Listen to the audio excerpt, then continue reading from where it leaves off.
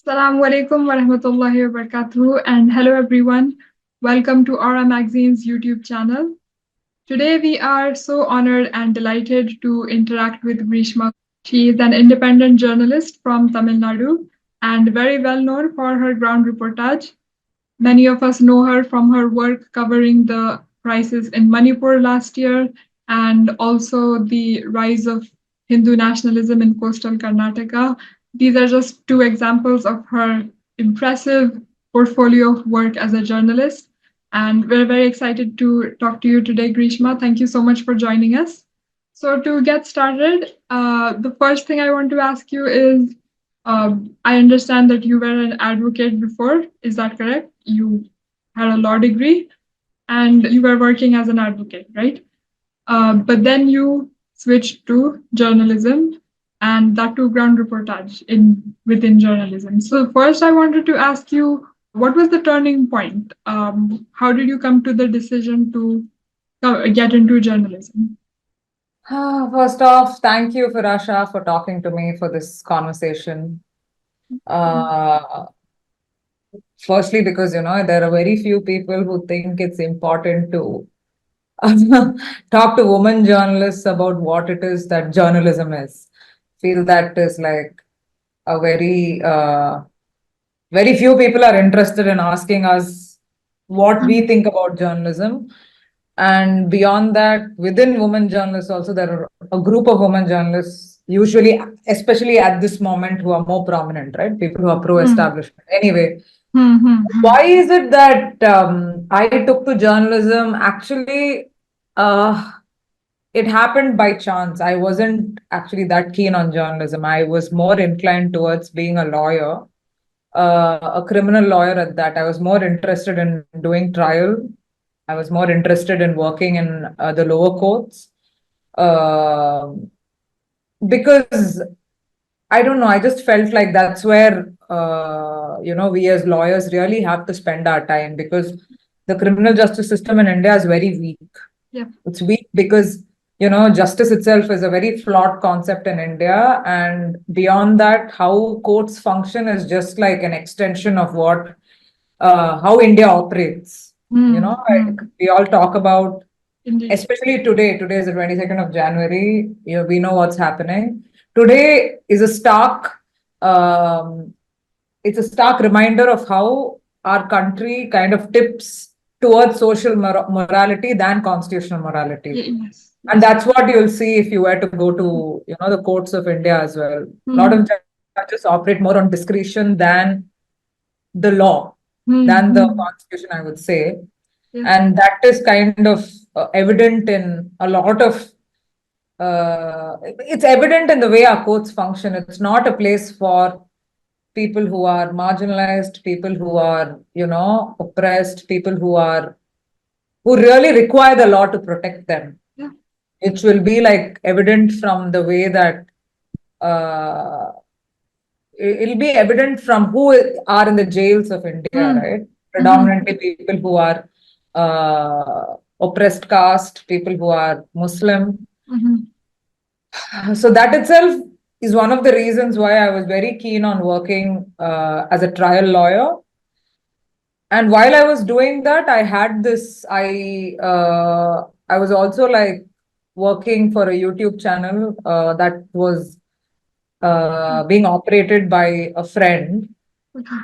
At that time, Dalit Camera was, this was what, in 2015, 14.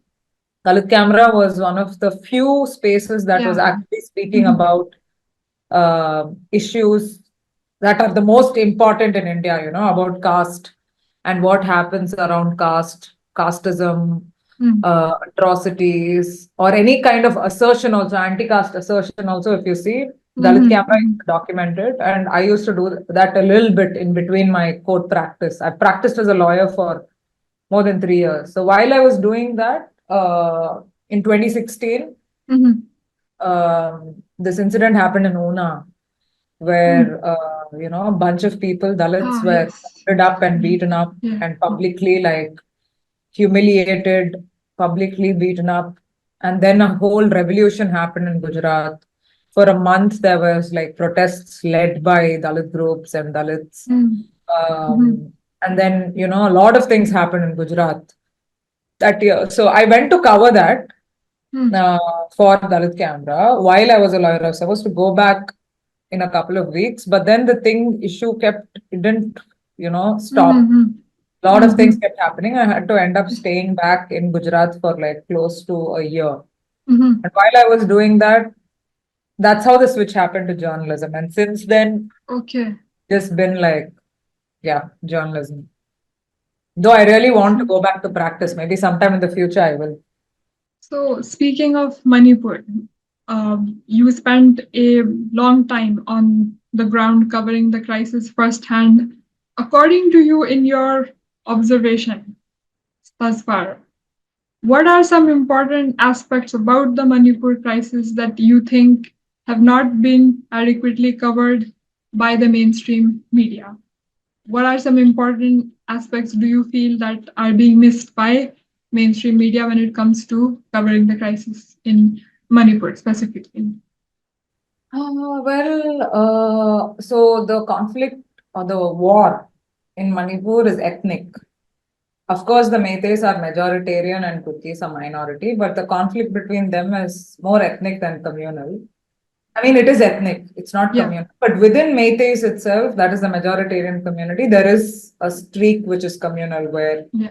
the Meitei Hindus have gone after Meitei Christians. Like most of the churches out of the 350-ish churches that were burnt in Imphal Valley, more Mm-hmm. than 250 were Meitei Christian churches. So Oh, Meitei Hindus have targeted Meitei Christians. They want them to kind of convert back to Sanamahism, which they call their indigenous religion. yeah. So there is a communal aspect of it, but it has nothing to do with cookies.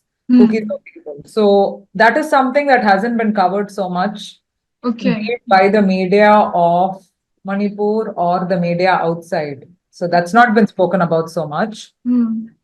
Mm-hmm. But beyond what isn't, I mean, since the conflict started, initially, of course, not much was written, but since it Yeah, got international attention, yeah, which is after that viral video came out, yeah. there is a lot has been written about Manipur by different people, right wingers have written about it Mm-hmm. in a certain way, Mm-hmm. liberals have written about it in a certain way, the media has written about it in a certain way. But I feel like a lot of issues have been touched upon, but specifically the nature of this conflict, that it's ethnic Yeah. and that it involves land. Mm-hmm. I feel like that hasn't come through so much. People say that this is because Meiteis asked for ST status, Cookies have a problem with Yeah, that, yeah, Nagas have a yeah. problem with that. But there is this central element of land that is associated with Uh-huh. wanting that ST status or disrupting what is tribal. Tribal Yeah. in that region doesn't just mean, a status of being tribal, right? It's also associated with land owning. Mm-hmm. And now there are a lot of people who are saying that this is because the central government wants to help Adani do this, palm oil, etc., etc. All of those things are there, which is fine. There can be Yeah. different theories that we can go into, and which are all Mm-hmm. possible. But that a central aspect of this is changing landowning patterns and then doing whatever you want with it. You know, Okay. Yes, that is yes, something that yes. I wish was spoken about more because everything is about land at the end of the day. It can be in tribal areas, it can be in non-tribal areas, it can be Yeah. in cities, it can be Mm-hmm. anywhere. Yep. It's always about resources that Hmm. that conflicts, wars, everything have broken Hmm. out on. So I feel like the focus somehow has gone away from that. The other thing is that when even before the war started, there was a lot of conversation about who is illegal, right? Like Yeah. connected Yes. with this Yes. whole Yes. conversation about drugs. So the Yeah. CM himself, along with his sidekicks within the government or in within his community, has been kind of orchestrating this narrative of who is illegal, what Hmm. is who belongs to that land, who is indigenous. Hmm. The fact that an individual can or a group of individuals or even a community which is majoritarian in that state can decide on this is a big problem. Yeah. It's kind Yeah. of the issue that we have to discuss in India nationally as well as to Yes. how is it Yes. that you decide legality of Yes. an individual in a country. Yes.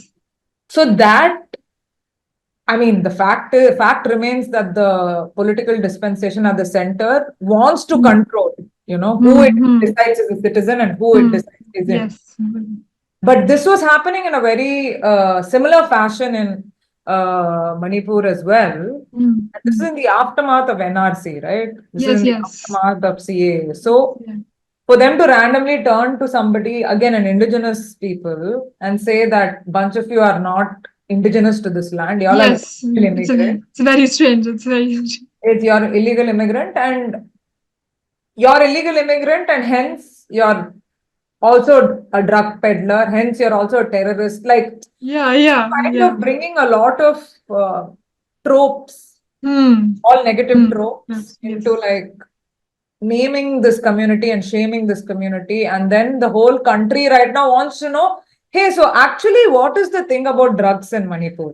Tell us, what is it about drugs? Hmm. That's what they are very interested in, Yeah. which is what it is about setting the narrative.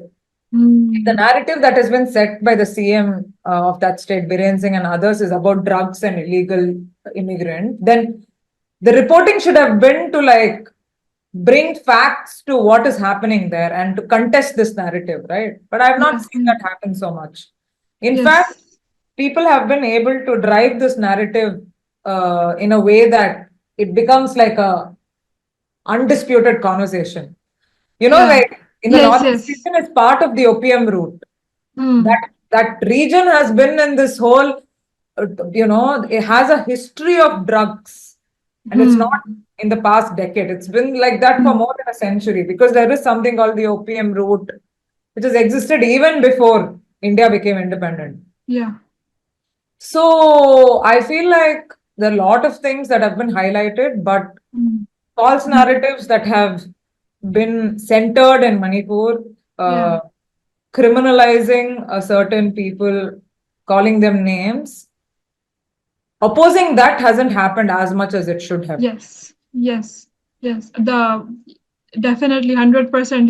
This is a larger trend with mainstream media in India that they tend to sensationalize certain aspects They instead tend of, to yeah. buy, I mean, the mainstream media is also part of the problem, right? They have Yeah. also Yeah. sort of mainstreamed this narrative Hmm. Yes. Yes. in favor of the Manipur state government, which, there's a lot of wrongdoing that Biren Singh has also done in this whole drugs.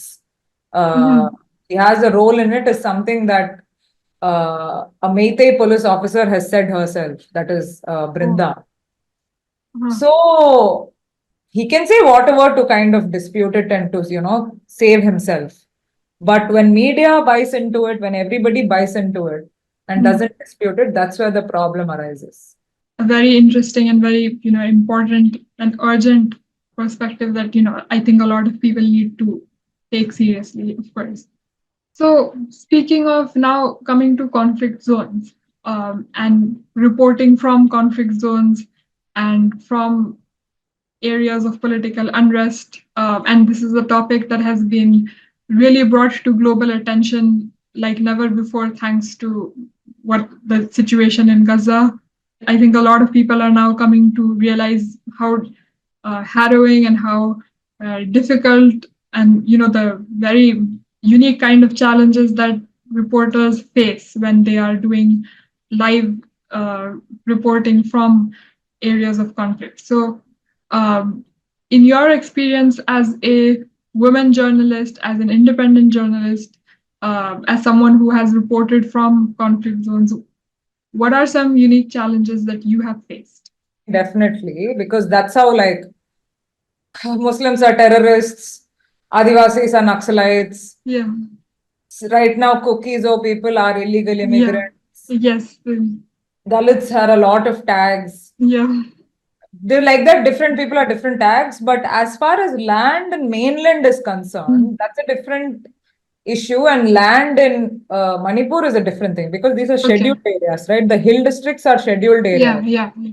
But within scheduled areas, what it is that, how is it that, the non-tribals there, that is the Mm-hmm. case, constitutionally non-tribals, Yeah. what is it that they're doing is something important. And like there is this article as soon as, the war started, that Makepeace Sitlo, a journalist from Manipur, Okay. she wrote about how land is like she kind of like went Okay. into the details of what it is that this landowning means, and Okay. how Yeah, is it yeah, that yeah. this war is connected with that is something that she wrote back then. It's not like something that Mm-hmm. recent people figured, right? But then the way that people take that conversation on, about land and discussing land Yeah, yeah. and disputing the narrative that this has to do with land.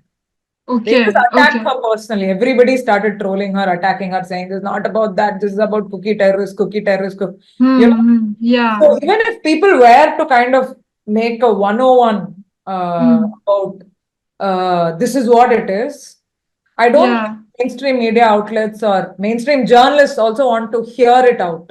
They want to Yes. kind of take it in and like report on it. Yeah. I, That's another thing. Yeah. yeah. I've been in different conflict zones, so to say, here. One is like, I feel like we define conflicts just as like, bombings and like violence Mm-hmm. and all of that. But some of the biggest conflict zones in India have been where caste violence is happening. Yeah. Yeah. According to me, those are like mini Yes. conflicts by themselves. Yep. But I would still not compare the work that I am doing and the areas that I've been in to Gaza, because that's like unimaginable what's Yep. happening there and Yep. how the journalists are working there. There's no comparison. I mean, it's, I can't even imagine how it is that all of them are doing what they're doing, because it's literally like, you can be killed any minute kind of a situation. And in spite of that, the fact that they're doing such phenomenal work, it's like we can't even like compare any of the work that any of us have done here. But when it comes to Manipur specifically, Mm-hmm. problems for me largely were infrastructural, that there is no internet, that there is no network, Uh-huh. Yes. that there is a Exactly. whole setup where there are, pro-establishment media houses that are pushing out a narrative which is opposite to what's happening there. And Mm-hmm. how is it that we bring news of what is actually happening there to the forefront, especially when you're an independent journalist? Yes. Yes. These are the actual challenges, because while I'm in the middle of violence and I'm seeing what's happening, Mm-hmm. Mm-hmm. news channels in Manipur are putting out something else. News channels, even nationally, are putting out nothing. And when they're putting out something, they're just parroting whatever the Manipur channels are saying, which are all based in the valley. Mm-hmm. So, like, and when you put out your reports, some of these people, who are part of like these networks will say what you're putting out is fake. So it becomes, Yeah. Yeah. Yeah. a lot of times, actual reports are called fake news. Mm-hmm. Even if Yes. it is like, even if it has video proof, audio proof, Yes. quotes from authorities. Like this report I did for the caravan on Palel, on this Okay. thing which happened in Palel. I did like Okay. a detailed report. Uh-huh. Something completely different was put out by the local media here Uh-huh. in Manipur. Uh-huh. And it just was like, I mean, I saw what happened there literally. And then it becomes like, how is it that you go about reporting when Yeah. somebody else, supported by the establishment, is saying Mm. something completely different, and that Yeah. is shared as news? Yeah. That is a problem in India, and I'm sure elsewhere as well. Then there is, of course, internet. Then there is the challenges that you face as an independent journalist, then as a woman journalist, which is that most establishments in India wouldn't want to write about Manipur, Oh, Even if they do, they'll be like, hey, we should do neutral journalism. We have to report yeah. both sides. I mean, if you're, Yeah. all of us are reporting from both sides. I'm Yes. reporting from both Yes. sides. I'm writing about what's happening, in the hill districts. I'm also like asking questions to the people in power who are Meitei Yes. about what it is that they're doing. That is both sides. Yes. Definitely. Within the Meiteis also, there Definitely. are people who are affected, the displaced people. Mm-hmm. Actually, like if you look at it, there is disparity within Meitei community about who is affected. Within the Okay. Meitei, some of the most affected are working class Meiteis, people who are Uh-huh. actually farm workers. Many of the displaced people, if you see, are these people. The powerful elite Meitei politicians or Meitei businessmen who are sitting in the middle and, who are just like doing whatever it is. A prime example is the Chief Minister of Manipur himself, Biren Singh. Uh-huh. It's like how is he affected? Because he's still in power, not suspended, not hasn't resigned. So, and a bunch of other businessmen. I mean, I call him a businessman. Bunch of other businessmen like him who are all unaffected. Yeah. So, where is it that you're really centering the victims of this violence? Yes. Worst amongst them is, of course, the people who are the direct targets of this violence, the Kukizo people. So, yeah, I mean, it's challenges. There are a lot of challenges, but I don't know. I mean, if I have to put a finger on it, I would say that continuing as the violence continues, as the war continues, for us to consistently report, we need to have support. Yes. And we don't Yeah. have that support. We still have to report. So figuring out Yes. how to do that, I think, is the biggest challenge. And speaking of independent media, what are some of the major concerns of independent media? Now, in recent years, especially the concerns around press freedom, independent journalism have only intensified, right? They've become even more and more relevant. So, what are your thoughts on the future of press freedom or independent journalism in India? First of all, in our country, most of the media is right now, if you see, is pro-establishment, which is they're owned by corporates. It can be anybody. It can be like most organizations are like that. A few independent outlets that are there, of course, they will all have problems with sustaining themselves. As individuals, as independent journalists, we have problems with just being able to like find places where we can write about, what's happening. In Indian outlets, that's almost impossible because bearing a few, everybody is, like I already said, pro-establishment. To be able, for instance, like in the context of Manipur, reportage in Manipur, whatever it is that I write, whatever I get paid for it, let's say, it doesn't, I mean, it's kind of, you can't compare it to the expenses that I have to incur. For instance, like when I had to travel to Chennai for a medical emergency in the middle of my reportage there, when I had to fly back because an important event was happening there, I had to get back immediately. The cost of one flight ticket from Chennai to Imphal was 25,000. So those are the kind of, and within Manipur, because it's a conflict zone right now, traveling even like a distance of like 100 kilometers. I mean, 100 kilometers is, for instance, if I were to travel from, let's say, Imphal to a close by hill district, which will be like an hour and a half, it costs like 7,000. So this is like, Yeah. this is how it is. This is the reality. You have to come down to logistics, right? Mm-hmm. And that's how I mean, first of all, you can't make money out of journalism. You can't be in journalism for making money. Okay. Yeah. That's not something that anybody like a lawyer, a doctor, a journalist, I think these are professions where you can't be making money. But even if you were to like be able to have money to, to kind of sustain yourself and report, that is also difficult. Yeah. Very difficult. Yeah. Even if you're writing for an international outlet, it's not like they can support you. Like, even if you were writing for international outlets, there's only so much that you'll be able to sustain yourself, especially when you're doing all this with the kind of expenses that I've mentioned. It's difficult for independent journalists. It's even more difficult to be consistent when you're an independent journalist because everything is working against you. You don't have outlets who want to report, who want to continue giving you like regular space to report on this because they're also like, how much should we write about Manipur? See, it's not relevant. Is anything really happening in Manipur? This is how they'll come to you. Ah, yes. So it is a difficulty. It's even more a difficulty because the concept of having a free press or having like Hmm. principles of the press being able to do whatever it is that no longer hardly exists in India. That's why Hmm. all the media, most of the media is bought out. Hmm. Most journalists who are now journalists are pro-establishment. They take pride in being pro-establishment. Yeah, it is so strange, which is really so strange. Like, how I can mean, you it as a journalist? reflects where we stand as a country, I would say, you know.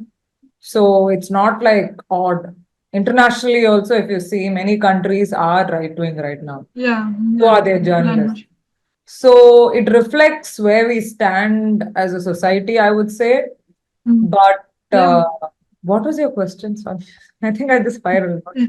No, no. You were on track only. Like my question was that only. Like, what are what are some of the issues related to press freedom and Yeah, press as an freedom as a as an Indian? concept itself, I feel like is a big, I mean, why should the press be free? People will ask in India. If you talk about Yes. press freedom, they'll be Yes. like, yeah, you all should be talking about good things about the government because government is doing so many good things. This is how journalists are expected to be, is what a lot of people will say, including journalists. So yeah, it's a very weird time to like Yeah. be a journalist.